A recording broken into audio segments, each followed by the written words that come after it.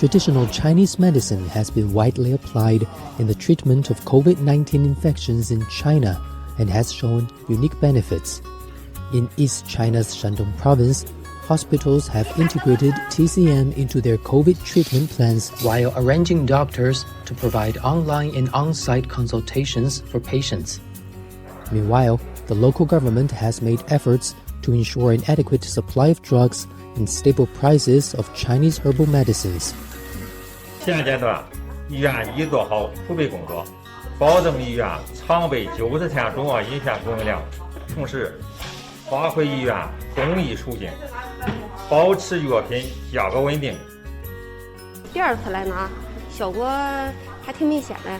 我喝了3天，症状都减轻了，这不是快好了？我想着再来开几副巩固一下。